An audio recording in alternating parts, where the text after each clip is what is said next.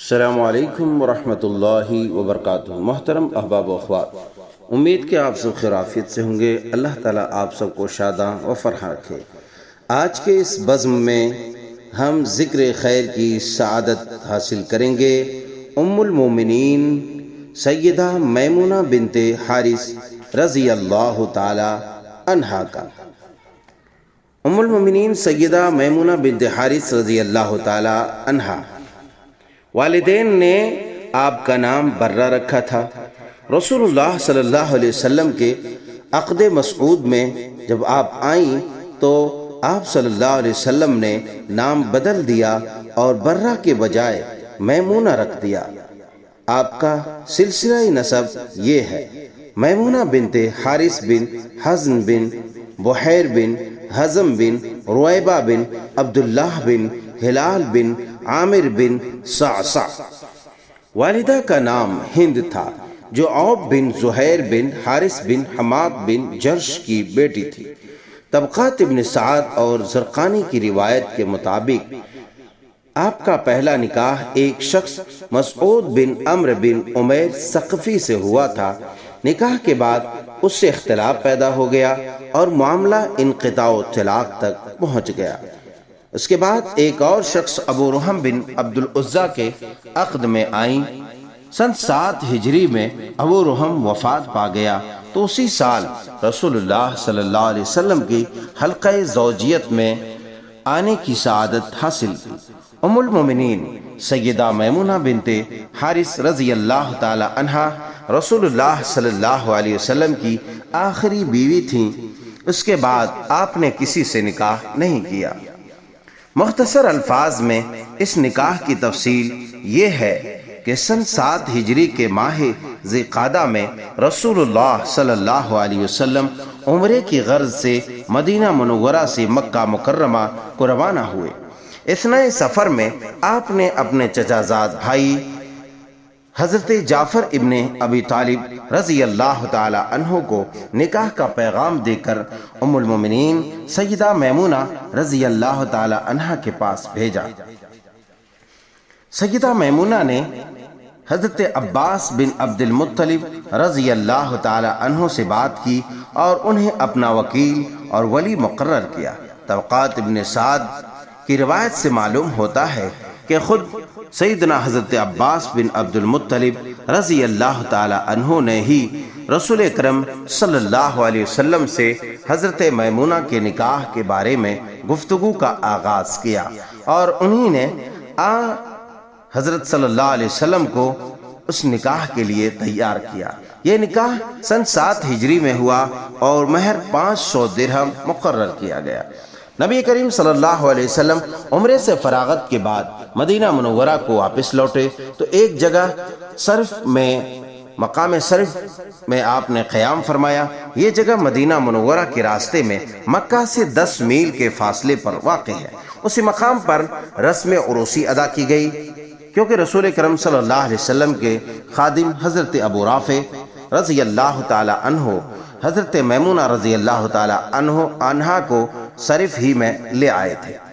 ام المومنین سیدہ میمونہ بنت حارث رضی اللہ تعالی عنہا علم و فقہ کے اعتبار سے، عبادت و ورع کے اعتبار سے بہت بڑی عالمہ، عابدہ، زاہدہ اور فقیہہ اور سمجھدار خاتون تھی۔ فقہ و اجتہاد میں ان کا مقام بہت ہی بلند تھا۔ ان کے بارے میں طبقات ابن سعد کی 8ویں جلد میں ام المومنین سیدہ عائشہ صدیقہ رضی اللہ تعالی عنہا کا یہ قول درج ہے کہ سیدہ میمونہ رضی اللہ عنہا ہم سب سے زیادہ اللہ سے ڈرنے والی اور صلہ رحمی کا اہتمام رکھنے والی خاتون ہیں۔ بے حد عقل مند اور صاحب بصیرت و دانش خاتون تھی۔ مسائل پر گہری نظر رکھتی تھیں اور مسائل شرعیہ کے بارے میں غور و فکر کے تمام پیمانے ان کے سامنے رہتے تھے۔ اس کا اندازہ اس واقعے سے کیا جا سکتا ہے کہ ایک مرتبہ ایک عورت بیمار پڑ گئی۔ اس نے نظر مانی کہ شفا یاب ہو گئی تو بیت المقدس کا سفر کروں گی اور وہاں جا کر نماز پڑھوں گی۔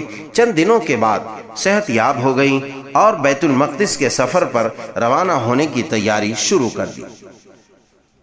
رخصتی کے وقت سلام کے لیے ام المومنین سیدہ میمونہ بنت حارث رضی اللہ تعالی عنہا کی خدمت عالیہ میں حاضر ہوئیں اور اس خاتون نے درخواست دعا کی۔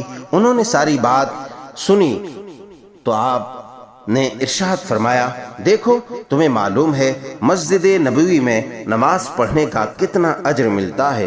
مسجد نبوی اللہ کی ایک انتہائی مقدس جگہ ہے اور اس کے آخری پیغمبر حضرت محمد رسول اللہ صلی اللہ علیہ وسلم کی تعمیر کردہ ہے۔ اس میں نماز پڑھی جائے تو دوسری مسجدوں سے 1000 گنا زیادہ ثواب ملتا ہے۔ تم اتنا دور دراز کا سفر کرنے کے بجائے مدینہ ہی میں رہو اور مسجد نبوی میں نماز پڑھ لو، اس سے اللہ کے نزدیک زیادہ مستحق اجر و ثواب قرار پاؤ گی۔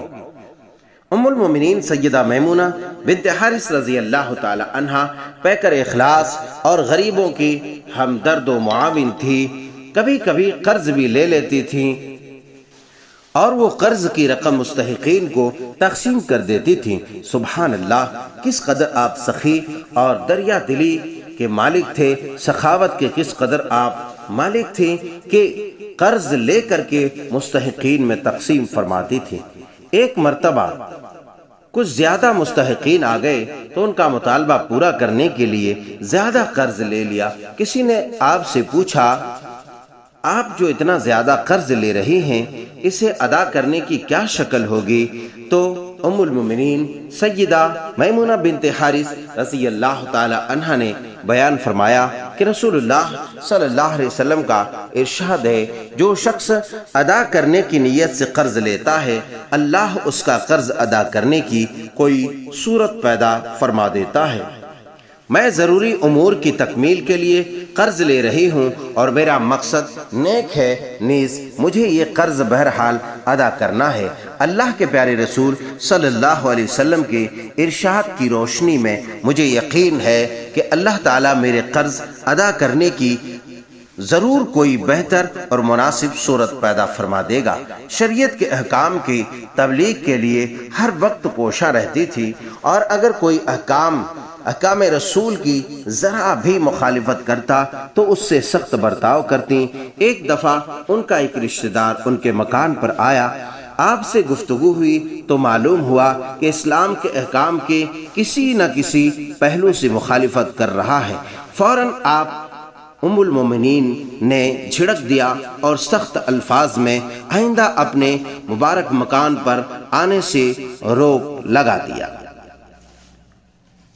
ام المومنین سیدہ میمونہ بنت حارث رضی اللہ تعالی عنہا کی ایک خصوصیت یہ بھی تھی کہ آپ کو غلام آزاد کرنے کا بہت زیادہ شوق تھا۔ ایک مرتبہ ایک لونڈی کو آزاد کیا تو نبی کریم صلی اللہ علیہ وسلم نے فرمایا، اللہ تم کو اس کا اجر دے گا۔